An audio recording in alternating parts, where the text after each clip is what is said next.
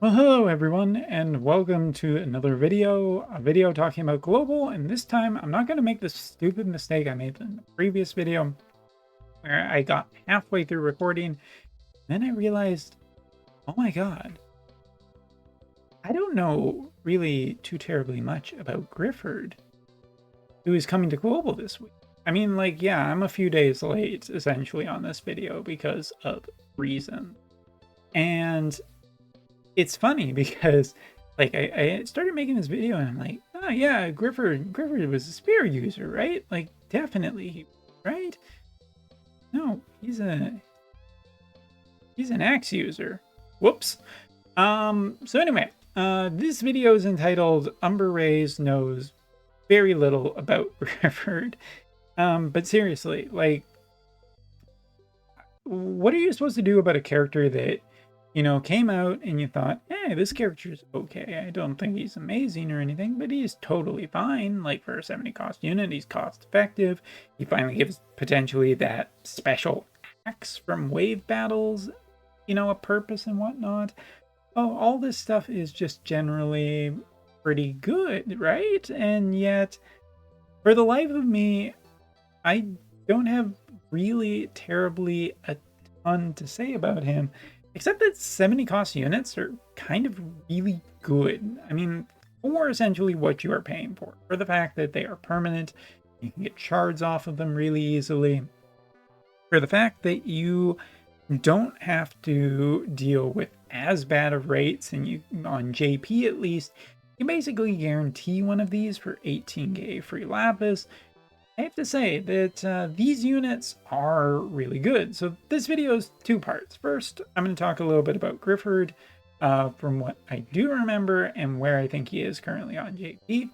And secondly, I'm going to talk about this resurgence of the 70 cost in terms of not only this guy, but this guy too. So, cool. Let's go.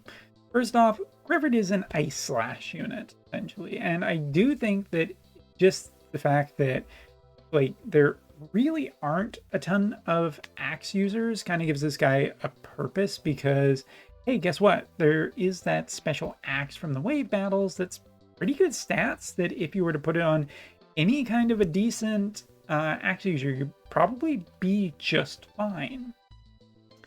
And then you look, oh, TMR can be an attack boost. He has like a counter ability that can buff allies for resistances. That seems all good and everything.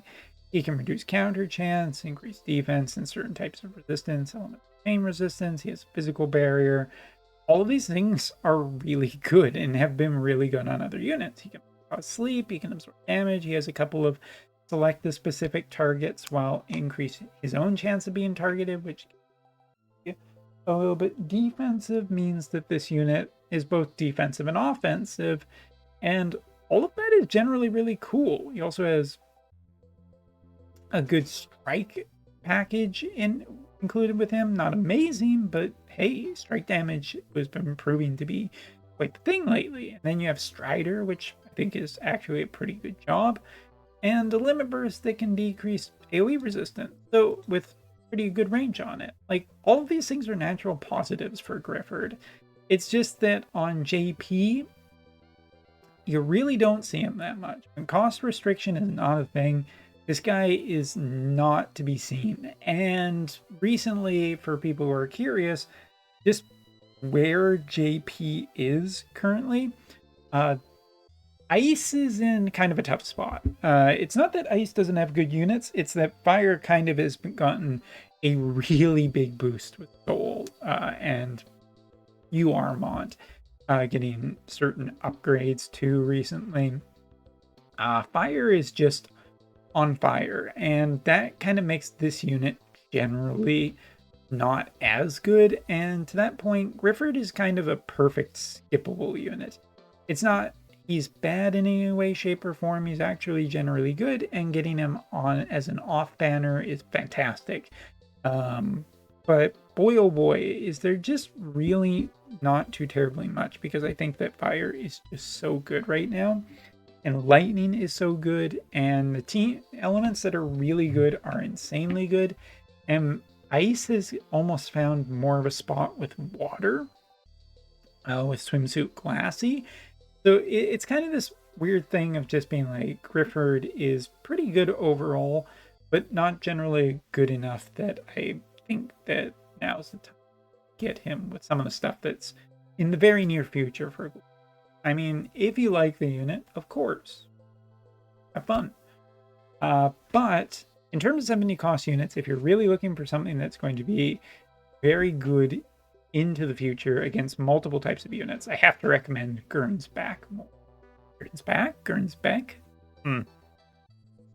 This unit is a 70 cost unit that has great mobility, incredibly high damage, and from all forms of testing with this unit, he is just insanely good into JP's current meta, where he can deal enough damage to kill other characters pretty reliably, and he's just really good against strike, single target attacks.